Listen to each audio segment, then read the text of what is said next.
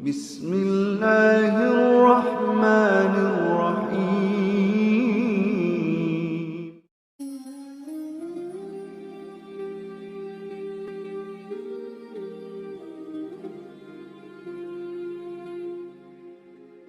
Assalamualaikum warahmatullahi wabarakatuh. Syukur alhamdulillah kita bisa berjumpa kembali. Salawat dan salam semoga tetap tercurahkan kepada Nabi kita, Nabi besar Muhammad sallallahu alaihi wasallam. Harapan dan doa saya semoga saudaraku semuanya selalu diberi kesehatan, dilapangkan rezekinya, diampuni dosa-dosanya, dan dipanjangkan umurnya. Amin. Allahumma amin. Sahabat beriman yang dirahmati Allah, pasukan Islam selalu sedikit, tapi kenapa selalu mampu mengalahkan jumlah musuh yang sangat besar? Oleh karena itu, pada kesempatan kali ini, kami akan mengangkat pelajaran dari Perang Badar. Disebut sebagai peristiwa besar karena Perang Badar merupakan awal perhelatan senjata dalam kapasitas besar yang dilakukan antara pembela Islam dan musuh Islam. Saking hebatnya peristiwa ini, Allah namakan hari terjadinya peristiwa tersebut dengan Yaum Al-Furqan, hari pembeda. Karena pada waktu itu Allah, zat yang menurunkan syariat Islam, hendak membedakan antara yang hak dengan yang batil. Pada saat itulah Allah mengangkat derajat kebenaran dengan jumlah kekuatan yang terbatas dan merendahkan kebatilan meskipun jumlah kekuatannya 3 kali lipat. Allah menurunkan pertolongannya besar bagi kaum muslimin dan memenangkan mereka di atas musuh-musuh Islam. Sungguh sangat disayangkan banyak di antara kaum muslimin di masa kita melalaikan kejadian bersejarah ini. Padahal dengan membaca atau mendengarkan peristiwa ini, kita dapat mengingat sejarah para sahabat yang mati-matian memperjuangkan agama Islam. Dengan itu kita bisa merasakan indahnya agama ini. Suatu ketika terdengar kabar di kalangan kaum muslimin Madinah bahwa Abu Sufyan beserta kafilah dagangannya hendak berangkat pulang dari Syam menuju Mekah. Jalan mudah dan terdekat untuk perjalanan Syam menuju Mekah harus melewati Madinah. Kesempatan berharga ini dimanfaatkan oleh Nabi Shallallahu Alaihi Wasallam dan para sahabat untuk merampas barang dagangan mereka. Harta mereka menjadi halal bagi kaum muslimin. Mengapa demikian? Bukankah harta dan darah orang kafir tidak bersalah itu haram hukumnya? Setidaknya ada 2 alasan yang menyebabkan harta orang kafir Quraisy tersebut halal bagi para sahabatnya. Orang-orang kafir Quraisy statusnya adalah kafir harbi, yaitu orang kafir yang secara terang-terangan memerangi kaum muslimin, mengusir kaum muslimin dari tanah kelahiran mereka di Mekah, dan melarang kaum muslimin untuk memanfaatkan harta mereka sendiri. Yang kedua, tidak ada perjanjian damai antara kaum muslimin dan orang kafir Quraisy yang memerangi kaum muslimin. Dengan alasan inilah mereka berhak untuk menarik kembali harta yang mereka tinggal dan merampas harta orang musyrik. Selanjutnya, Nabi Shallallahu Alaihi Wasallam berangkat bersama 300 sekian belas sahabat. Para ahli sejarah berbeda pendapat dalam menentukan jumlah pasukan kaum muslimin di Perang Badar ini. Ada yang mengatakan 313, 317, dan beberapa pendapat lainnya. Oleh karena itu, tidak selayaknya kita berlebih-lebihan dalam menyikapi angka ini, sehingga dijadikan sebagai angka idola atau angka keramat, semacam yang dilakukan oleh LDI yang menjadikan angka 313 sebagai angka keramat organisasi mereka, dengan anggapan bahwa itu adalah jumlah pasukan Badar. Di antara 311 pasukan itu ada 2 penunggang kuda dan 70 onta yang mereka tunggangi bergantian. 70 orang di kalangan muhajirin dan sisanya dari Ansar. Sementara di pihak lain, orang kafir Quraisy ketika mendengar kabar bahwa kafilah dagang Abu Sufyan meminta bantuan, dengan segoyong-goyong mereka menyiapkan kekuatan mereka sebanyak 1000 personil, 600 baju besi, 100 kuda dan 700 onta, serta dengan persenjataan lengkap. Lalu berangkatlah dengan penuh kesombongan dan pamer kekuatan di bawah pimpinan Abu Jahal. Nabi Shallallahu Alaihi Wasallam bersama para sahabat keluar dari Madinah dengan harapan dapat menghadang kafilah dagang Abu Sufyan, merampas harta mereka sebagai ganti rugi terhadap harta yang ditinggalkan kaum muhajirin di Mekah. Meskipun demikian, mereka merasa cemas. Bisa jadi yang mereka temui justru pasukan perang.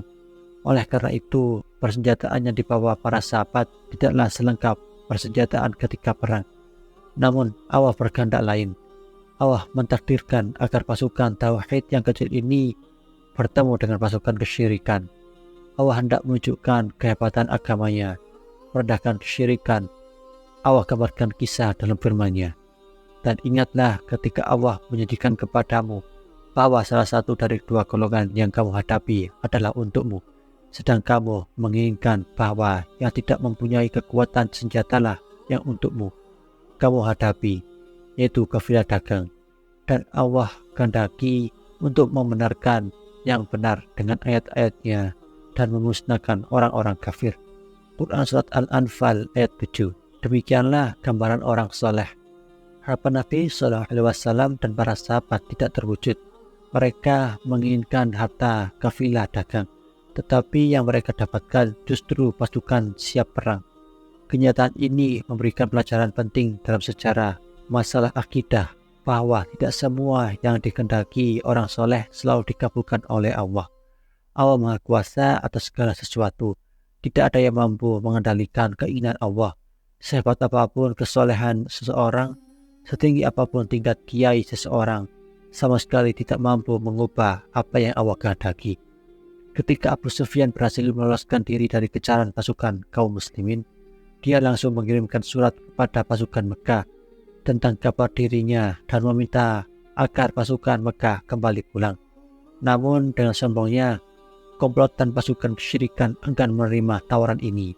Dia justru mengatakan, "Demi Allah, kita tidak akan kembali sampai tiba di Badar.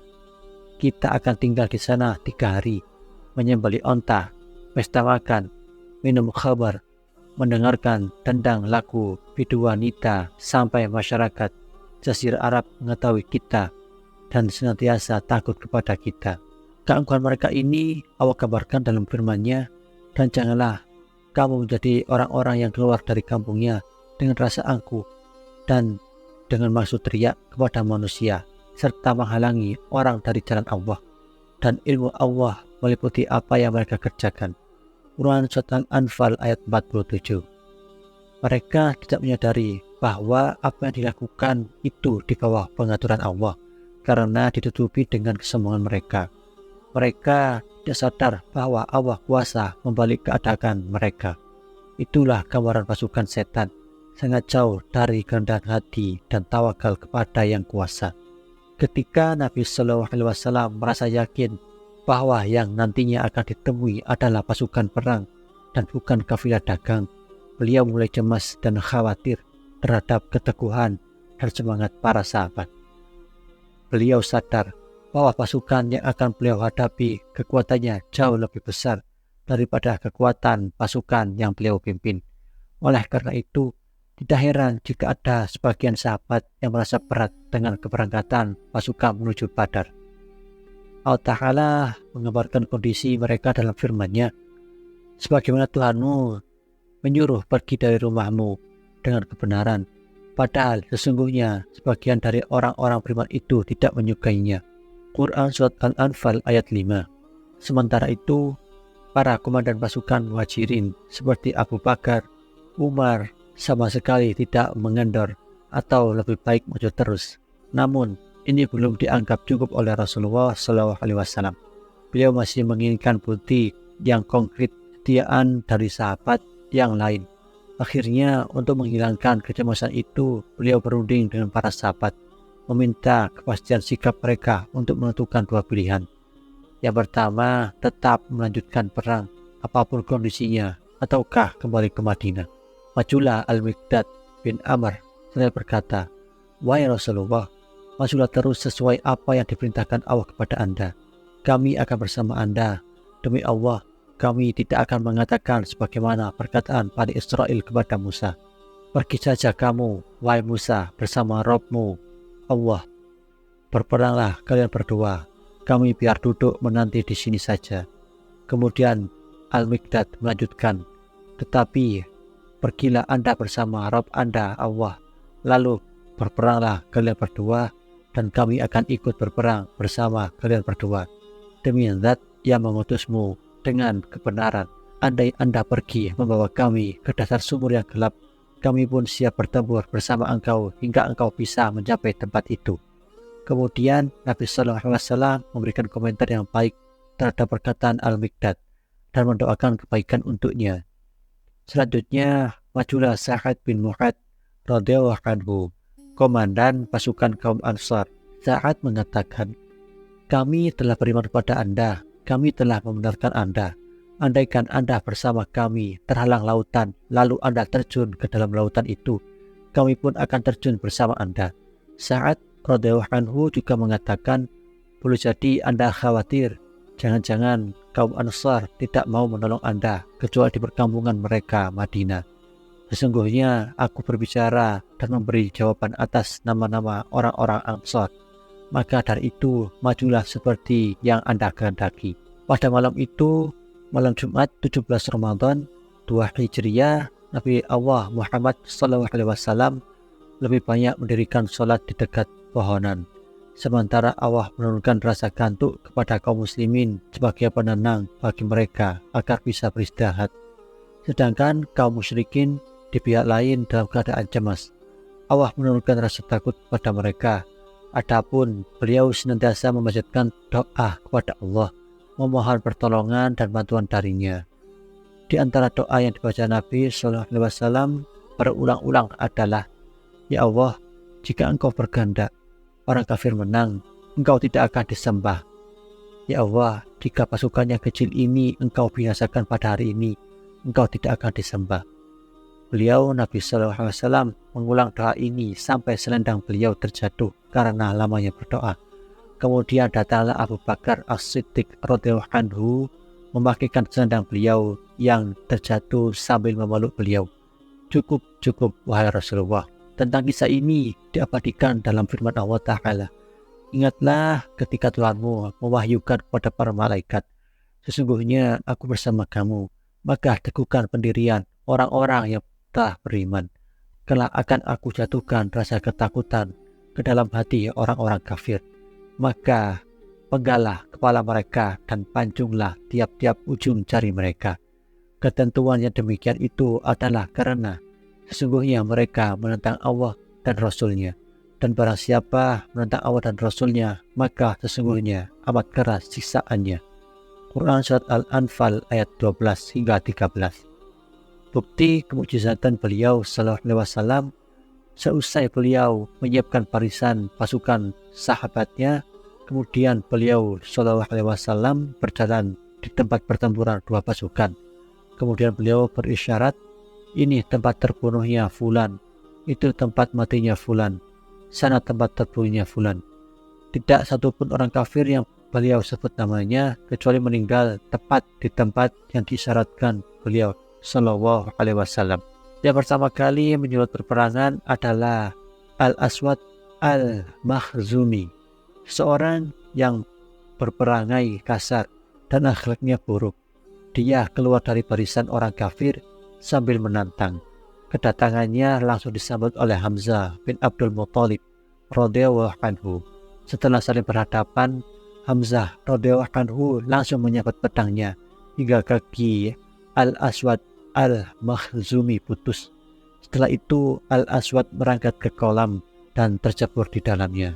Kemudian Hamzah menyebutkan sekali lagi ketika dia berada dalam kolam. Inilah korban Badar pertama kali yang menyulut perperangan. Selanjutnya muncul 3 penunggang kuda handal dari kaum musyrikin. Ketiganya berasal dari satu keluarga, Syaibah bin Rabi'ah, Utbah bin Rabi'ah, dan anaknya Al-Walid bin Utbah. Kedatangan mereka ditanggapi 3 pemuda Ansar, yaitu Auf bin Harith, Muhawid bin Harith, dan Abdullah bin Rawaha. Namun ketika orang kafir tersebut menolak adu tanding dengan 3 orang Ansar dan mereka meminta orang terpandang di kalangan Muhajirin, kemudian Nabi SAW memerintahkan Ali, Hamzah, dan Ubaidillah bin Harith untuk maju. Ubaidah berhadapan dengan Al-Walid, Ali berhadapan dengan Syaibah, dan Hamzah berhadapan dengan Utbah. Bagi Ali dan Hamzah menghadapi musuhnya tidak ada kesulitan. Lain halnya dengan Ubaidah. Masing-masing saling melancarkan serangan hingga masing-masing terluka. Kemudian lawan Ubaidah dibunuh oleh Ali radhiyallahu anhu.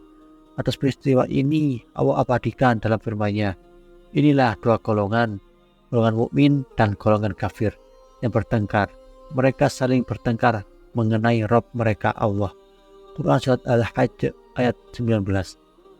Selanjutnya bertemulah 2 pasukan. Pertempuran pun terjadi antara pembela tauhid dan pembela syirik. Mereka berperang karena perbedaan prinsip beragama, bukan karena rebutan dunia. Sementara itu Nabi SAW berada di tenda beliau, memberikan komando terhadap pasukan. Abu Bakar dan Sa'ad bin Mu'adz radhiyallahu anhuma bertugas menjaga beliau. Tidak pernah putus. Nabi SAW senantiasa melanjutkan doa dan memohon bantuan dan pertolongan kepada Allah. Terkadang beliau keluar tenda dan mengatakan, pasukan Quraisy akan dikalahkan dan ditekuk mundur. Beliau juga senantiasa memberi motivasi kepada para sahabat untuk berjuang. Beliau bersabda, demi Allah, tidaklah seorang memerangi mereka pada hari ini, kemudian dia terbunuh dengan sabar dan mengharap pahala serta terus maju dan pantang mundur. Pasti Allah akan memasukkannya ke dalam surga. Tiba-tiba berdirilah Umar bin Al-Himam Al-Ansari sambil membawa beberapa kurma untuk dimakan. Beliau bertanya, wahai Rasulullah, apakah surga lebarnya selebar langit dan bumi? Nabi SAW menjawab, ya. Kemudian Umar mengatakan, bah, atau seperti ungkapan kaget, wahai Rasulullah, antara diriku dan aku masuk surga adalah ketika mereka membunuhku. Demi Allah, andaikan saya hidup harus makan kurma dulu. Sungguh ini adalah usia yang terlalu panjang. Kemudian beliau melemparkan kurmanya dan terjun ke medan perang sampai terbunuh. Dalam kesempatan yang lain, Rasulullah SAW mengambil segenggam pasir dan melemparkannya ke barisan musuh, sehingga tidak ada satupun orang kafir kecuali matanya penuh dengan pasir. Mereka pun sibuk dengan matanya sendiri-sendiri, sebagai tanda kemukjizatan beliau atas kehendak Zat penguasa alam semesta. Nabi SAW melarang untuk membunuh Abul Bakhtari karena ketika di Mekah dia sering melindungi Nabi SAW dan yang memiliki inisiatif untuk menggugurkan boikot pada Bani Hashim. Suatu ketika Al-Muzazzar bin Ziyad bertemu dengannya di tengah pertempuran. Ketika itu Abul Bakhtari bersama rekannya. Maka Al-Mujazzar mengatakan, wahai Abul Bakhtari, sesungguhnya Rasulullah SAW melarang kami untuk membunuhmu. Lalu bagaimana dengan temanku ini? Tanya Abul Bakhtari. Demi Allah, kamu tidak akan membiarkan temanmu, jawab Al-Mujazzar. Akhirnya mereka berdua melancarkan serangan sehingga dengan terpaksa Al-Mujazzar membunuh Abul Bakhtari. Singkat cerita, pasukan musyrikin terkalahkan dan terpukul mundur. Pasukan muslimin berhasil membunuh dan menangkap beberapa orang di antara mereka. Ada 70 orang kafir terbunuh dan 70 yang dijadikan tawanan. Di antara 70 yang terbunuh, ada 24 pemimpin kaum musyrikin Quraisy yang diseret dan masukkan ke dalam lubang-lubang di Badar. Termasuk di antara 24 orang tersebut adalah Abu Jahal, Syaibah bin Rabi'ah, Utbah bin Rabi'ah, dan anaknya Al-Walid bin Utbah. Sahabat beriman yang dirahmati Allah, demikianlah kisah perang Badar, yakni pasukan kecil tapi mampu mengalahkan pasukan yang lebih besar dengan izin Allah. Allah Ta'ala berfirman, betapa banyak golongan yang sedikit dapat mengalahkan golongan yang banyak dengan izin Allah, dan Allah beserta orang-orang yang sabar. Quran Surat Al-Baqarah ayat 249. Mereka menang bukan karena kekuatan senjata, Mereka menang bukan karena kekuatan jumlah personilnya. Mereka menang karena berperang dalam rangka menegakkan kalimat Allah dan membela agamanya. Semoga pembahasannya singkat ini bisa bermanfaat bagi kita semuanya. Amin. Allahumma amin.